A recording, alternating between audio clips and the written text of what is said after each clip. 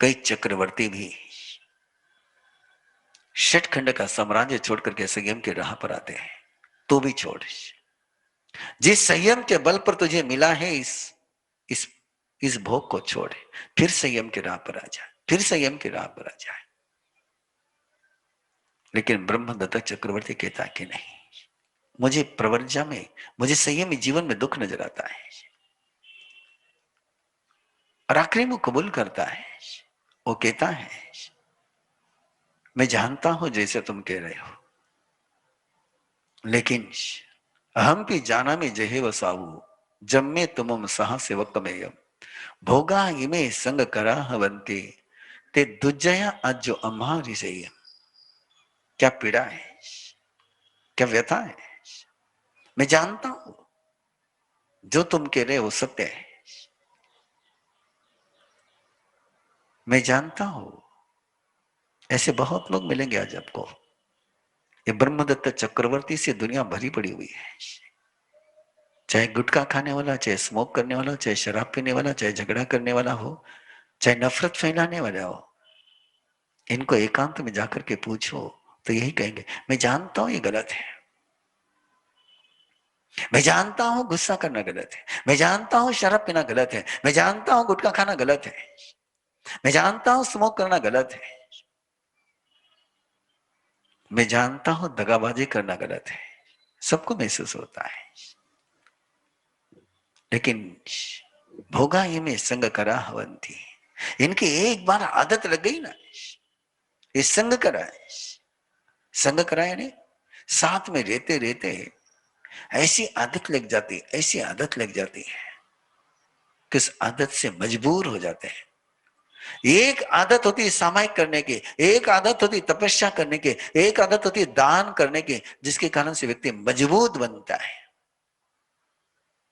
और एक आदत होती है गलत बातों की, जिसके कारण से आदमी मजबूर बनता है। यही तो निर्वाण कल्याणक देशना का लक्ष्य है कि प्रभु की वाणी की ऐसी आदत लग जाए, ऐसी आदत लग जाए, ऐसी आदत लग जाए कि प्रभु की वाणी के गीत गाए बिना, प्रभु के भक्ति किए बिना रह ही नहीं पाए। इसी ध्येय से यह अनुष्ठान चल रहा है। प्रभु भक्ति की आदत लगनी चाहिए, संयम की आदत लगनी चाहिए, तपस्या की आदत लगनी चाहिए, दान की आदत लगनी चाहिए, शील की आदत लगनी चाहिए। और ये जब अच्छी आदतें लगेगी तो ये मजबूत बनाएगी। आदत तो लगानी ही है, दो में से एक आदत लगानी, एक बुरी लगानी, एक अच्छी लगानी। ये चुनाव करना है। शराब पीने के शरबत पीना, गुटखा खाना के इलायची खानी, प्रभु वाणी को सुनना कि शैतान की वाणी को सुनना। सुनना तो ही है, देखना तो ही है। प्रभु को देखना, आत्मा को देखना, गुरु को देखना, सज्जनों को देखना, कि राजनेताओं को देखना, अभिनेताओं को देखना।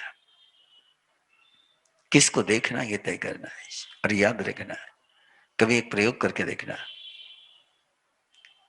संत दर्शन करते हुए कहीं सो करके देखना है, और किसी मारधाड़ वायलेंस पिक्चर को देख करके सो करके देखना है, पता चल जाएगा। संत दर्शन प्रभु भक्ति करते हुए संयम में रहते हुए जब सोओगे तो नींद कैसी शांत आएगी। और वही वायलेंस और हॉरर पिक्चर देखते हुए सोओगे तो नींद कैसे डिस्टर्ब आएगी। अरे समझ लो, जब नींद भी उससे परेशान हो जाती है तो जिंदगी कितनी परेशान हो जाएगी। नींद भी आराम से आ सकती है प्रभु भक्ति में, संत श्रवण में, प्रभु वाणी के श्रवण में, तो जिंदगी कितनी खुशहाल हो सकती है। ये भोग तुम्हें मजबूर करे उसके पहले समझ जाओ।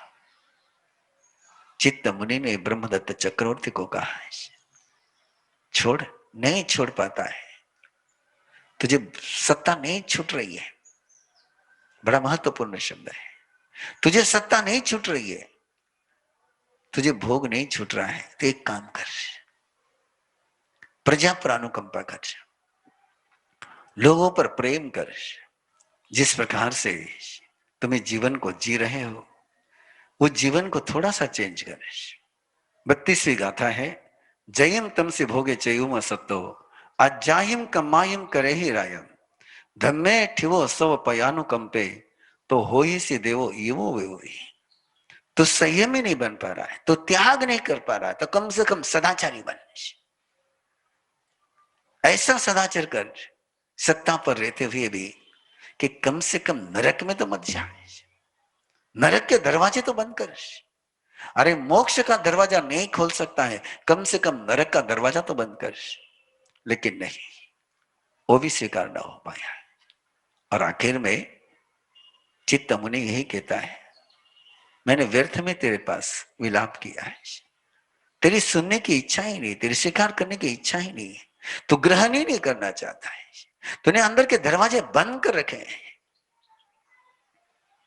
और क्या पीड़ा होती उस समय ना, कि जिस समय सामने वाला अपने अंदर के दरवाजे बंद कर रखे हैं, काम तो खुले हो लेकिन मन बंद हो जाए, उस समय कैसे लगता है कि अरण्य रोदन कर लिया हो। लेकिन चित्त मुनि कहता है कि मैं तूने बुलाया, मैं जा रहा हूं। आया था रिश्ते के धागे से जुड़ करके, आया था रिश्ते के धागे से जुड़ करके कि तुझे धर्म पर ले आओ, आया था रिश्ते के धागे से जुड़ करके तुझे धर्म पर ले आऊं। लेकिन तू मुझे भोग में खींच रहा है, मैं तुझे योग में खींच रहा हूं। तू मुझे भोग का आमंत्रण दे रहा है, मैं तुझे योग का आमंत्रण दे रहा हूं। मेरा आमंत्रण प्रभु का आमंत्रण है, तेरा आमंत्रण पाप का आमंत्रण है, नरक का आमंत्रण है। मैं तेरे आमंत्रण को स्वीकार नहीं कर सकता हूं, और तुझे भी मेरा आमंत्रण स्वीकार नहीं है, तो बाय बाय। कैसे 5 जन्म के रिश्ते धर्म के टूटने के कारण से टूट जाते हैं, और साधना करते हुए चित्त मुनि सारे कर्मों का क्षय करके मोक्ष में पहुंचते हैं, और भोग में डूब करके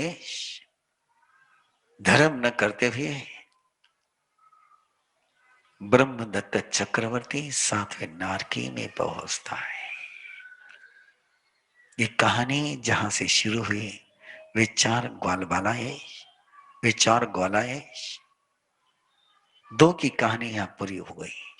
अगली और कहानी है, वे 2 दूसरे जो 2 थे जिन्होंने घृणा नहीं करी थी, वे भी लोक से उतर करके धरती पर आए, और धरती पर आकर के और 4 दोस्त आपने बनाने, और 4 दोस्तों ने मिलकर के फिर संयम की राह पर कदम बढ़ाया, और संयम की राह पर कदम बढ़ाते हुए 6 देवलोक में पहुंचे।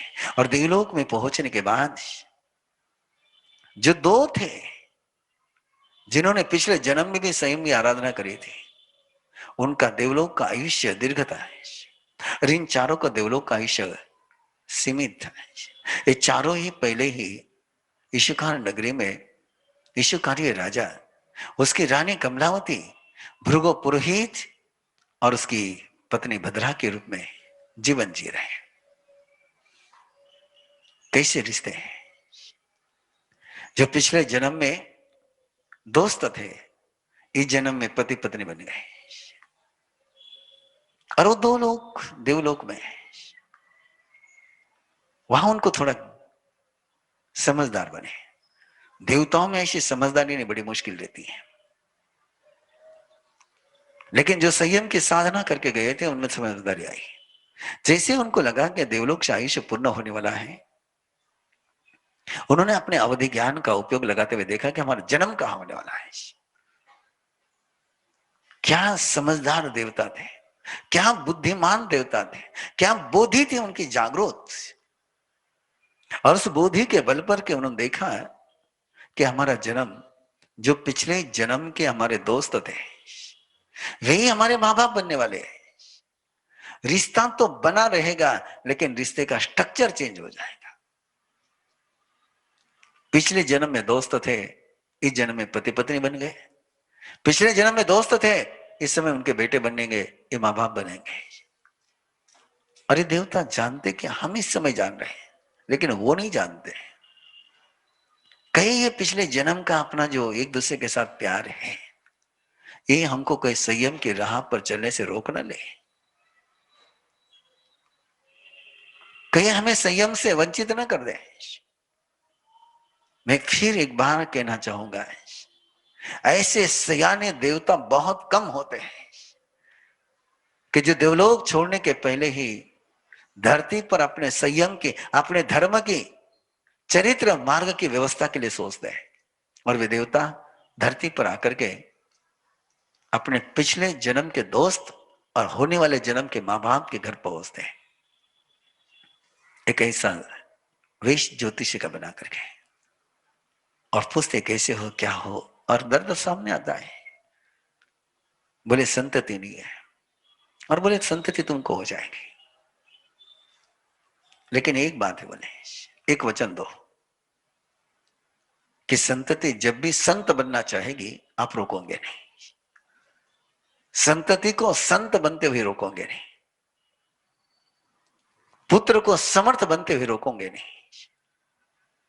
और ब्राह्मण ने सोचा हो तो जाए, वो तो सुख मिल जाए, और वचन दे दिया कि नहीं रोकेंगे। और देवलोक का आयुष्य पूर्ण करके भृगु पुरोहित के दोनों का जन्म हो गया। लेकिन माँ बाप मोह, आसक्ति ऐसा खेल खिलाती है, रोकने की मना थी, संत बनने से रोकने की मना थी, लेकिन उन्होंने दूसरा खेल शुरू किया कि संत बनने की इच्छा ही नहीं हो। शायद लगता है कि भृगु पुरोहित और उसकी पत्नी भद्रा के समान आज संसार में सारे माँ बाप ऐसे ही हैं। माफ करना किसी को चोट लग रही हो तो। सब माँ बाप अपने बच्चों को भोगी ही बनाना चाहते हैं, कोई योगी बनाना ही नहीं चाहता है। और मेरी एक छोटी सी सलाह है, यदि तुम स्वीकार कर सको तो, अपने बच्चों की शादी कराने के पहले अपना जो मैरिड लाइफ का एक्सपीरियंस है ना, वो उनके साथ शेयर कर लेना है। उनको बता देना है कि भाई मैरिड लाइफ का ये है, ऐसी ऐसी परेशानी है, ऐसा ऐसा हमारा जिंदगी का अनुभव है। एक बार अपना अनुभव तो शेयर कर लेना अपने बेटों के साथ, अपने बेटे के साथ। और मुझे नहीं लगता है कोई अपने माँ बाप के मैरिड लाइफ का एक्सपीरियंस सुनने के बाद शादी करना चाहेगा। एक भी कपल नहीं होगा, एक भी दंपत्ति नहीं होगी। सीता को भी जाकर के पूछो कि लवकुश को कह दे, उसके शादी के जीवन का अनुभव सुना दे, तो शायद लवकुश भी शादी करने के लिए तैयार नहीं होंगे। मैं सीता की बात कर रहा हूं। राम भी बयान कर ले क्या जिंदगी में भोगा है उसने, तो शायद उनके बेटे भी शादी करने के लिए तैयार नहीं होंगे। और निश्चित रूप से तुम तो राम सीता नहीं हो। और तुम यदि अपने जीवन के कई अनुभव बयान कर पाए, और करना चाहिए, जैसे तुमने जो दुख भोगा है आप जानते हो कि आपके बेटों ने भोगना चाहिए, अपने बेटे ने भोगना चाहिए, तो वैसे तुम्हारे वैवाहिक सुख का जो दुख है वो भी तो शेयर करो ना। और आपके पास नहीं हो प्रूफ तो मेरे पास बहुत है, मेरे पास बहुत कपल आते रोना लेकर के,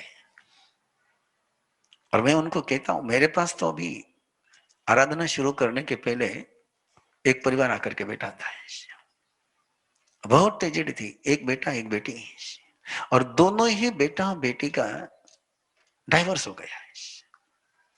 उनके डाइवर्स के एक्सपीरियंस में सुन रहा था। क्यों, मैंने पूछा उनको क्यों डाइवर्स हुआ, नहीं बता सकता हूं मैं आपको। बेटों ने और बेटी ने माँ बाप के सामने जो बात कही, अपने समाज में भी ऐसा हो सकता है ये सुनकर के शौक लग रहा था।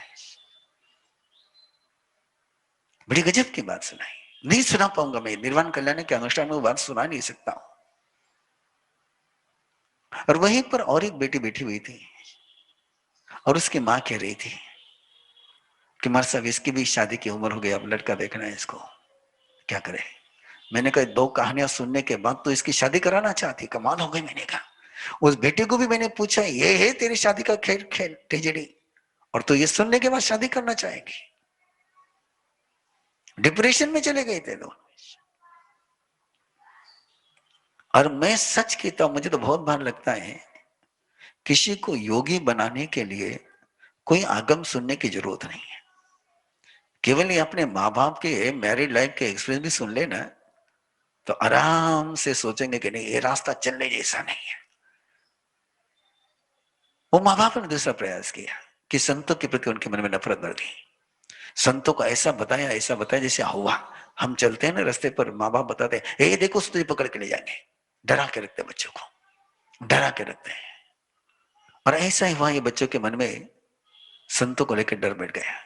एक दिन एक खेल रहे थे और संतों को आते हुए देखा, लगा हमको ये पकड़ के ले जाएंगे, पकड़ के ले जाएंगे, पकड़ के ले जाएंगे। भागते गए भागते गए भागते गए भागते गए और जिधर वो भाग रहे थे उधर ही संत आ रहे थे और डर पे काऊ गए। एक पेड़ पर चढ़ गए और संत भी उसी पेड़ के नीचे आकर बैठ गए। अब तो ऊपर के छाते के ठोके क्या बढ़ गए होंगे। और संतों ने परमात्मा की भक्ति करी और भक्ति कर करके गोचरी की पात्रियां खोली गोचरी का आहार करने के लिए। और बच्चों ने ऊपर से देखा, अरे ये शैतान नहीं, ये तो संत है, ये पात्रियां, ये होगा, ये मुफती, ये साधुवेश। और वो देख करके लगा कि अरे यार इसके साथ हमारा भी रिश्ता है। और रिश्ते की खोज में लगे, जाते स्मरण ज्ञान होगा, पेड़ से नीचे उतरे और गए माँ बाप के पास। तुमने हमको बहुत भरमाया, दिया वचन तुमने तोड़ा है, तुमने हमें बहुत भरमाया, दिया वचन तोड़ा है। हम जुड़ना चाहते थे प्रभु से, तुमने हमको संसार से जोड़ा है। हम जुड़ना चाहते थे प्रभु से, तुमने हमको संसार से जोड़ा है। आए थे तुम्हारे आंगन में, आए थे तुम्हारे आंगन में, जन्म लेने के पहले तुमसे लिया था एक वचन, किया था तुमने एक वादा कि संतति को संत बनाते हुए कभी न रोकेंगे। उस वादे को याद दिलाते हैं, उस वादे को याद दिलाते हैं। और हम संत बनना चाहते हैं, हम योगी बनना चाहते हैं। तुम वचन से बंधे हुए हो, तुम हमें रोक नहीं सकते हो। वचन हमने तुम्हारा पहले ही लिया हुआ है। सुनकर के बच्चों की बात, सुनकर के बच्चों की बात भृगु पुरोहित को पांव के नीचे की जमीन खिसक गई। खेल सारा कहाँ हो गया है।